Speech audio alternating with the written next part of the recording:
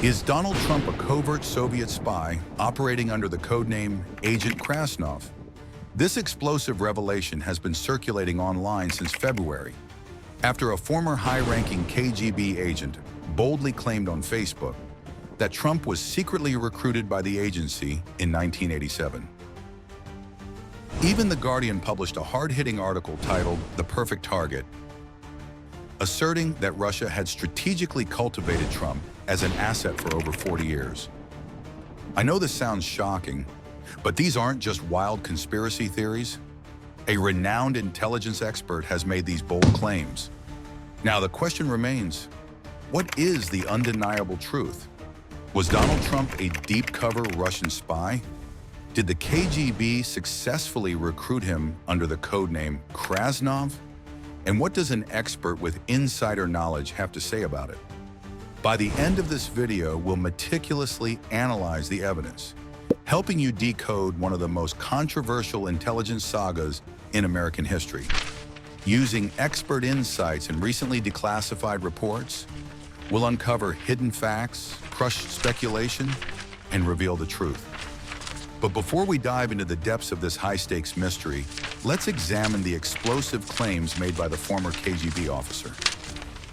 When someone with insider intelligence makes extraordinary allegations, it becomes crucial to verify if they are genuine. In this case, Yuri Shvets, a decorated Cold War-era KGB veteran, has made specific, high-stakes claims about Donald Trump. But he's not just speculating or making vague accusations. He breaks down exactly how Trump was allegedly recruited as a KGB asset. According to Yuri, in 1987, Trump visited Moscow, where KGB operatives executed a carefully orchestrated strategy to manipulate him. They lavished him with praise. They planted specific political ideas in his mind. They even suggested he should enter politics. But how is this possible? In 1987, Donald Trump was bold, outspoken, highly ambitious, and driven by ego. How could he be so easily influenced? Yuri claims that Trump was psychologically vulnerable. He craved admiration and was mentally and emotionally susceptible to flattery. Then something shocking happened. Shortly after his Moscow trip, Trump published a high-profile newspaper ad in the New York Times, attacking U.S. foreign policy and questioning NATO. The KGB was thrilled. They viewed this as a major victory, believing Trump was now echoing their agenda. For intelligence analysts, this direct link between a real-world event and the KGB's alleged influence operation makes the claim far more compelling. Now, the critical question remains, why is Yuri Shvets revealing this information decades later? Is it a genuine concern for national security? Is it personal ambition or an attempt to gain attention? Or is it part of an ongoing disinformation campaign? One thing is clear. Yuri's explosive allegations make Donald Trump's history deeply controversial. That's why understanding Trump's early life is now more important than ever. Donald John Trump was born on June 14, 1946 in New York City. He was the fourth child of Fred Trump and Mary Ann McLeod Trump, coming from German and Scottish descent. He grew up with his older siblings, Mary Ann, Fred Jr., and Elizabeth, and his younger brother Robert in a lavish mansion in the Jamaica States neighborhood of Queens. From an early age, Trump was strong-willed and rebellious, showing a keen interest in his father's real estate empire. He attended Kew Forest School until the 7th grade, but was a difficult child. His father then enrolled him in the New York Military Academy, a strict private boarding school, hoping to instill discipline in him. Despite this, Trump briefly considered a career in show business. In 1964, he enrolled at Fordham University, but after 2 years, he transferred to the prestigious Wharton School of the University of Pennsylvania. In May 1968, he graduated with a Bachelor of Science in Economics. Shortly after, Trump joined his father's real estate company in 1968. By 1971, his father appointed him president, and Trump rebranded the company as the Trump Organization, a name that would later become synonymous with power, wealth, and controversy. In 1992, Trump, along with his siblings and cousin, founded All County Building Supply and Maintenance Corp., a company later scrutinized for financial maneuvers. Over the years, Trump was deeply involved in business expansions, high-stakes developments, legal battles, and even bankruptcies. Then, in 1987, Trump made a significant political move. He registered as a member of the Independence Party. However, his political allegiance kept shifting. 1999, switched to the Reform Party. 2001, joined the Democratic Party. Later, he became a Republican. Then he went unaffiliated. Finally, in 2012, he rejoined the Republican Party, setting the stage for his future presidential bid. Now we understand both Trump's early life and the KGB officer's claims. At first glance, nothing seems suspicious. But if we analyze Trump's track record with Russia, after taking office, things become both surprising and deeply questionable.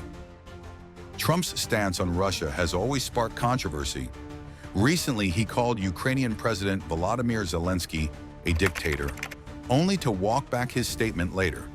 Yet when asked if he would apply the same label to Vladimir Putin, Trump refused, insisting that he doesn't use such words loosely. This has intensified speculation. Why does Trump seem so reluctant to criticize Putin? And this isn't just a recent anomaly. In 2018, at the high-stakes Russia-US summit in Helsinki, Trump made shocking remarks that bolstered Russia's position while directly contradicting his own FBI. Many Americans were left stunned by their president's actions. Looking back to 2016, Kevin McCarthy, a top Republican leader, once remarked that Trump admires Putin so much that it felt like Vladimir Putin pays Trump.